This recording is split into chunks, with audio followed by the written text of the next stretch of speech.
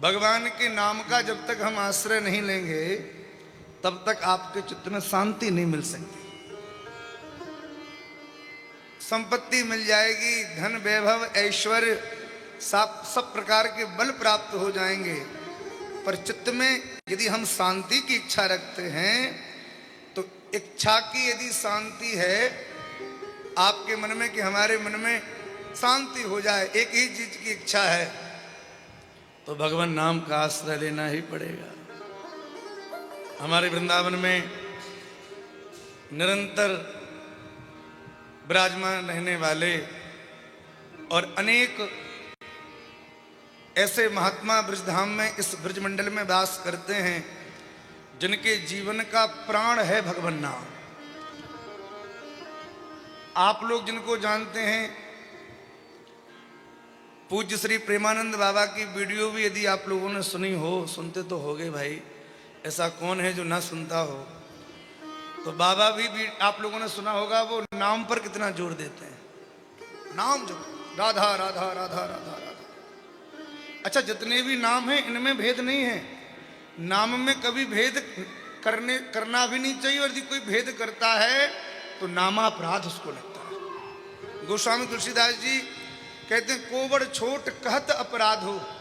भगवान नाम में किसी भी प्रकार का भेद नहीं है, जिसको जो नाम प्रिय लगे वही नाम उसके कल्याण का मार्ग प्रशस्त कर देता है। अरे भाई, तुम्हारी दृष्टि में तुम्हारे पास बड़ी से बड़ी गाड़ी है, किसी के पास गाड़ी नहीं है, किसी के पास कोई तुमसे छोटी गाड़ी है, किसी के पास बैलगाड़ी है, किसी के पास केवल बाइक है, किसी के पास वो भी नहीं है।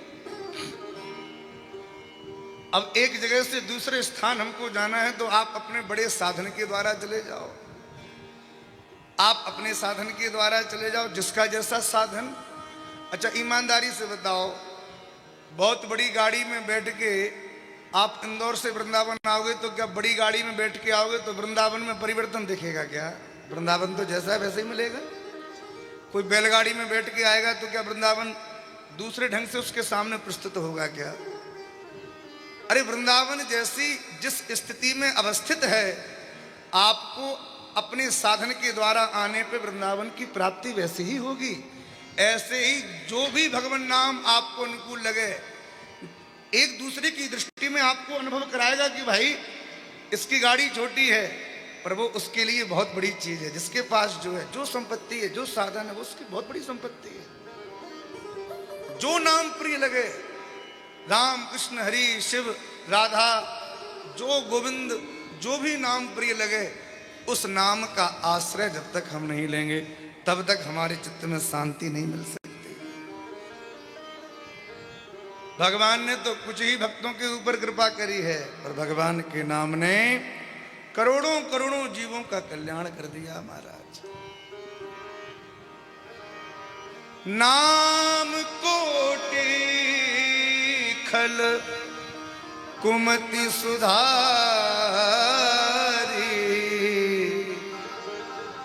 भगवान के नाम ने करोड़ों करोड़ों को अपने चरणों से लगा दिया। कहां कहों लगी नाम बढ़ाई, राम न सकहि नाम गुण गाई। यदि कोई भगवान से पूछे कि आपके नाम की महिमा आप ही बताओ, तो भगवान भी अपने नाम की महिमा नहीं गा सकते, इतनी नाम की महिमा।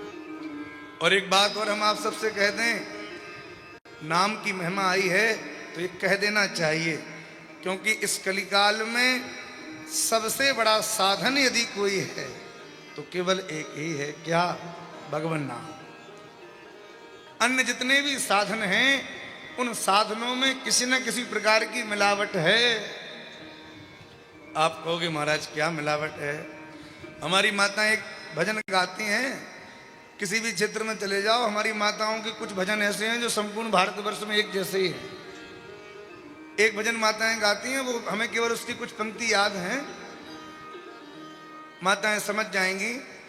उसकी पंक्ति कुछ ऐसी है कि प्रभु मैं तुमको जल चढ़ाती हूँ तो मछली का जूठा है, पुष्प चढ़ाऊं तो भौरे का जूठा है। ऐसा कोई भजन है, माताएं गाती रहती। जो भी नाम लेती हैं उसमें कोई ना कोई दोष प्रकट कर देती हैं। क्या चढ़ाऊं प्रभु? संसार की हर वस्तु में दोष है, कोई वस्तु निर्दोष नहीं है। जितने भी साधन हैं इस कलिकाल में, उन साधनों में दोष है। आप यदि यज्ञ भी कर रहे हो कि हम यज्ञ के द्वारा भगवान को प्रसन्न करें, तो बताइए यज्ञ में सबसे पहली उपयोग आने वाली वस्तु क्या है? प्रेम जी, हम यदि यज्ञ में आहुति दें, स्वाहा स्वाहा करें, तो स्वाहा स्वाहा काय से होगा? पानी से होगा कि घी से होगा? घी से होगा कि नहीं? और आज के समय में शुद्ध गाय का घी लोगों को खाने को नहीं मिल रहा है। यज्ञ के कुंड में आहुति कहां से घी लाओगे भाई? अब बाजार का जो डिब्बे वाला घी खरीद के लाओगे, चर्बी युक्त घी, जिस तमाम प्रकार के केमिकलों से बना हुआ घी है, भारतीय वेद लक्षणा देसी गाय का घी तो मिलने वाला है नहीं। भले ही डिब्बे पे देसी गैया बनी हो, भले ही लिखा हो कि गाय का देसी घी, पर ऐसी कंपनियां जो घी बना रही हैं, उनकी कंपनी में जाके देखो तो वहां पे 200-400 गैया भी नहीं मिलेंगी आपको। और घी 200-400 ट्रक भी ऑर्डर कर दोगे ना, तो सामने आके खड़ा हो जाएगा। कहां से आया इतना घी? बोले घी है ही नहीं, ये तो चर्बी युक्त तमाम प्रकार की मिलावट से घी बनाया गया। अब ऐसा घी यदि आहुति के रूप में आप यज्ञ कुंड में डालोगे तो क्या होगा? कोई लाभ मिलेगा?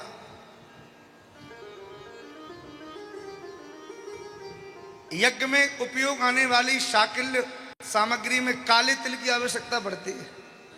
अब काले तिल के बाजार से लाके कोई यदि एक बार उनको ठीक से धो दो पानी से, तो वो काले कब सफेद हो जाएं पता ही न चले। हमारा काला रंग करा के तिलों को बेचा जा रहा है।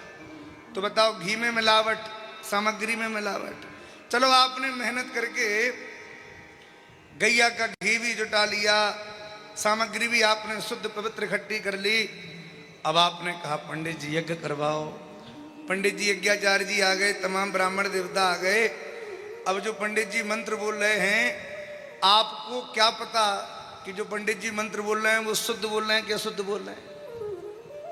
भाई ये बात कोई पढ़ा लिखा व्यक्ति बैठे तो समझे कि ये उच्चारण शुद्ध है कि अशुद्ध है। अब पंडित जी ने यदि संस्कृत में कोई भी मंत्र बोला, एक भी हलंत और कुछ भी इधर का उधर हो गया, तो अर्थ का अनर्थ हो जाए महाराज। संस्कृत तो ऐसा विषय है कि ना आवे तो बोलो ही मत, हिंदी में ही बात कर लो। कैसे भी भगवान नाम को जपो, अपना असर वो जरूर दिखाएगा हमारा। मन हो चाहे ना हो, मन करे तो जपो, ना करे तो भी जपो। ट्रेन में बैठ जाओ और कोई कहे हमारा तो मन नहीं लग रहा, हम कैसे बैठे, हमारा तो बिल्कुल मन नहीं लग रहा। अच्छा, मन लगे चाहे ना लगे, और यदि इंदौर से दिल्ली के लिए ट्रेन में बैठ गए तो बताओ, ट्रेन तो आपको दिल्ली छोड़ेगी कि नहीं छोड़ेगी? वो तो छोड़ेगी। मन लगाओ चाहे ना लगाओ, पर ट्रेन तो चल ही रही है, वो तो छोड़ के ही शांत होगी। ऐसे ही मन लगे चाहे ना लगे, यदि नाम आपने जप लिया तो भगवान के चरणों तक नाम की ट्रेन आपको छोड़कर ही मानेगी, चाहे कुछ भी हो जाए। बोलो हर हर महादेव। इसलिए किसी भी अवस्था में रहो पर नाम जपते रहो। घर के काम भी करें, झाड़ू पोंछा बर्तन कुछ भी करें, तो व्यर्थ की चर्चा न करें, भगवान के नाम का आश्रय लें। नाम जपते जपते चर्चा करते रहें। बड़ी महिमा है नाम की। बड़े से बड़े पापों को नाम